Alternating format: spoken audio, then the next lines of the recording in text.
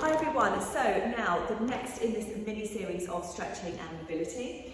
I'm not going to use the band for this one, so I'm just going to pop that out of the way. Now I'm going to go for hips. So fairly often I'll hear that people's hips are aching. We start to get that feeling down through the front here in the hip flexors and the hip bones. You might have some pain coming around the top of the glutes and into the low back. So some simple mobility and stretching can make all the difference. Obviously, if you've got injuries, you need to get them checked out, of course, but this is simple mobility and stretching for daily life.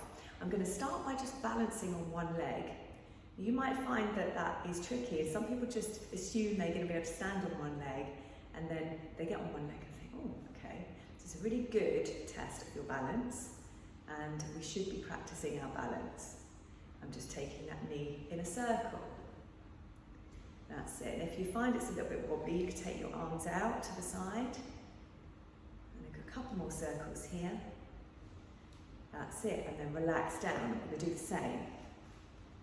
That's it. So just creating. Big circle. Take it across and then out. And again, if you want your arms out. That's it. And again. And relax down. Hands to hips. And just make that nice movement from side to side. I'm going to make a big circle as well. I like to do this when I'm waking up, rather than try and not scroll on my phone. I just don't want to be scrolling in the morning. I'm actually getting a bit sick of it, as we all know, I think. Moving from side to side. So do this instead. Okay, so what I'm going to do is stretch now into the low back. Now I'm going to take my hands to my hips, and I'm going to keep my back really long. And I'm going to come down. Try to breathe normally. That's it. You'll start to feel that stretch around the glutes, and then we'll continue all the way down and take your head towards the floor. Of course, you're going to feel this in the hamstrings and the backs of the legs and the glutes. Release down, and then slowly come up. And if you feel you need longer in that position, by all means take that. Now, another one to open up the front, balancing and holding. So you hold and reach back for one leg, and then push the hips forwards. That makes all the difference. If you're just sort of stood like this, you're not going to get much out of this at all.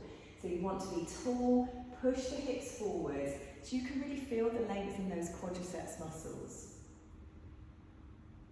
Okay, and release down. Go a little bit longer. Of course, I'm limited to time here, but so perfect example, my ankle. Some of you will know that I fell a few weeks ago, really sprained my ankle. So the movement in my ankle isn't quite what it should be yet. So if there's ever a lesson there, it's to actually keep those ankles moving. Now post accident, I should be doing more for that. I'm trying to remember to do the rehab. Anyway, okay, so we've done the front now.